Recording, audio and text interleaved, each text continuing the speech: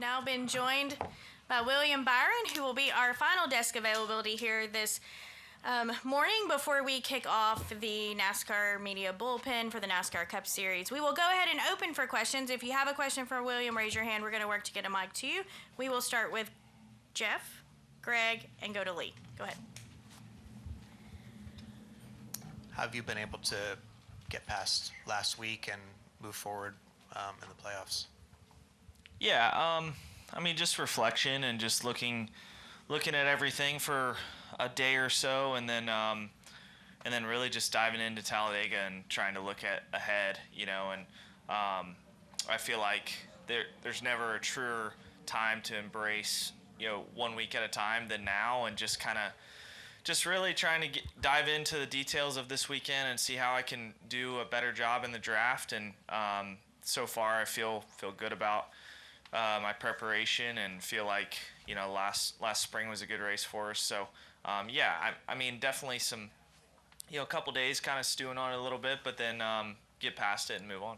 How much did you focus on, you know, going back and looking at what happened and trying to make sure it doesn't happen again versus just getting past it and moving forward? Yeah, I mean, it's such a freak deal that it's very hard to go back and be like, how does this not happen again?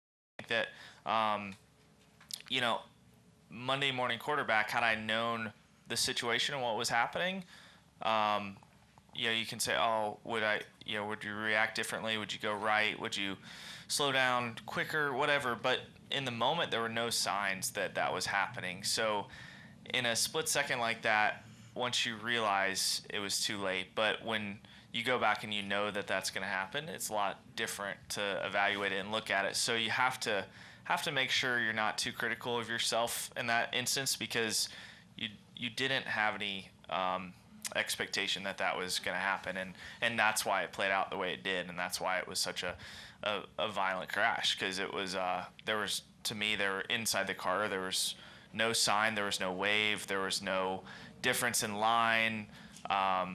You know, just looking at the closing rate and seeing him start to slow down, I maybe could have realized that sooner, but that's all Monday morning, you know, when you know, looking back, that's going to happen. So in the moment, I saw a car, I thought he missed the bottom, and I thought, man, and then as soon as I realized he was slowing, boom, you know, it's too late, and tried to miss him left, and that's why got a little sideways and on the brakes. But yeah, once I knew he was slowing down, it was I was maybe 4 car lengths back. So just a very, very tough situation, but I've moved on from it and feel really good about this weekend.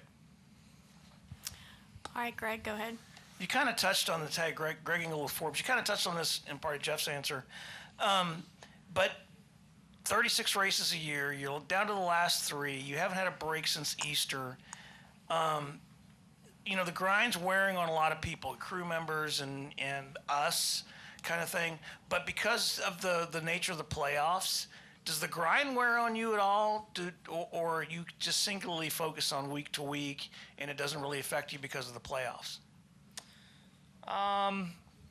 Yeah, you got to be mentally strong. Like you know, this is all going to be, you can look at it one or two ways. You can be like, oh, I'm so close to the end, like I just want to get to the end. But I mean, in our situation, we have a great opportunity. We have an opportunity that doesn't come about, you know, every year, possibly. It's very difficult to make the round of 8 and get to this point. So I look at it like, yeah, my season and my life, you know, is going to drastically change in 2-3 weeks, and I'm going to be able to do all these different things and you know, enjoy life as a person. But I think right now the grind is kind of diving into the details. What can I do these next really 2 weeks? Because my season will be over soon if I don't do what I need to do the next 2 weeks. So just try to embrace it, put everything I can into the next couple weeks of preparation, and for good or bad, it'll all be over, you know, in a few weeks. So just got to look at it that perspective.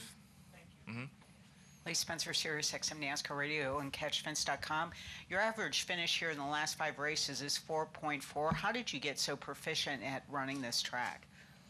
Or should I say lucky? Yeah, it's there's always an element of luck here, but it's just trying to put yourself in the right positions, and there's movements you make every lap that create the results. So it's being in the right positions. It's managing, fuel. It's the strategy side of things. My team has done a good job executing the strategy.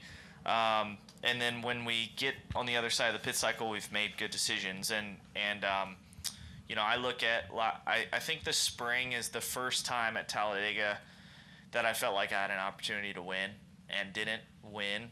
And I felt like I was in a position to control that race. And so I really looked at that and tried to understand, okay, why did it not go perfect? What lost me control of the race and gave it to Austin and Priest were on the front row at the end. And so how did I lose that position? And that was kind of nice, to have a race here that I was in control. I felt like in control where I wanted to be. And it was maybe the first one that I didn't feel like I closed out. And since the next-gen car was introduced, only 4 drivers have been to the Championship 4 twice. Do you think that that's the car more so than anything else? Because you would see guys just, they would be Championship 4 regulars, and, for you just to be among that group of, 3 other drivers that have made that Final 4 group twice, why do you think that it's such a low number? Yeah, so no one's made it 3 times, is that right? No. Okay. Yeah, I mean, that's interesting. I didn't know that. I think it's the parity throughout the field, particularly when you look at the top 8 cars. There was not a big difference in bonus points, playoff points coming in here. Really, there were about 5 guys that were pretty even on playoff points, and it kind of changed in the first round. The 12 got up there, sneaked a few stage wins in, and the race win at New Hampshire, and then, he was, I guess second. So I don't know. The seeding kind of has changed a lot this year, and there's not a clear number 1, and I think that's made it just super important to execute. And that's why last week was a big bummer, because we lost. It was probably a 35-point swing, with that result. So it just puts a premium on execution, and I think you're gonna see that in the next couple weeks as well. So you don't have those big buffers like when Martin was doing it, like they could get 60 playoff points, and you just don't have that big buffer anymore. Mm-hmm. Okay, go ahead, Bob. Bob Hawkers, Fox Sports. I assume it was probably just bitterness over what happened last week. So how do you get over it? Like, is it golf? Is it talking to somebody? Is it listening to music? Like, just how do you get over such a frustration? Yeah, it's actually wasn't bitter. I was just probably in a bit of shock, is what you guys saw after the race. I was just like, I just couldn't believe. Like, I mean, we do this so often. Like, we pit so often. We do these things. It's so routine, and it was so not routine that time, and the result was not what I expected. So I think that was the emotion was shock. But then during the week, it's just how do you dive into next week? Yes, there are things I do off the track that get my mind away from the sport, but it's really just do the things you've been doing, the routine you've been doing, and it doesn't just go away like in one day. It just kind of slowly, as we get towards Sunday, it's like, hey, we got another race Sunday, and it's time to get going here. And I know I experienced cruelty in this system going back on nearly 10 years ago. So does this happening kind of impact how you feel about the system as a whole? I can't answer that question yet. I got to see how the next month unfolds, and hopefully, I mean, I think that, looking back in the Truck Series when we won 7 races and blew an engine in the final second to last race, we didn't have an opportunity to come back from that. Now we have an opportunity to do something about our result, and so I want to embrace that. I want to see how the next couple weeks go, put everything I can into it, and see what happens. I'm not about to complain about the format just because of what happened. I think there's still opportunity out there, and I think that would be kind of a losing mindset to look at it that way. All right, we're going to go Holly and then Jordan, and then most likely have to wrap because we'll be opening up the bullpen. Go ahead, Holly. Okay, I'll ask quickly. You, I think, typically give off kind of this mellow, cool vibe, and along the lines of what Bob was asking you, what you said you did your typical things. How do you get over such a disappointment like that? Because you're kind of a steady Eddie anyway. But how do you process that, and is that also a result of the maturity that you have racing in the series, that you don't let something like that really mess you up? Yeah, I just think I don't really show the emotions that I'm feeling at the racetrack because I'm trying to process them as well, and I'm just a very introspective person, and I feel like that kind of perspective comes to me throughout the week. So I do that on my own time. I don't tweet about it. I don't talk to you guys about it, but I do all that work internally and amongst people that I trust. So all that goes on. It's just maybe not, you don't see it right after the race. So I obviously do that processing as everyone needs to.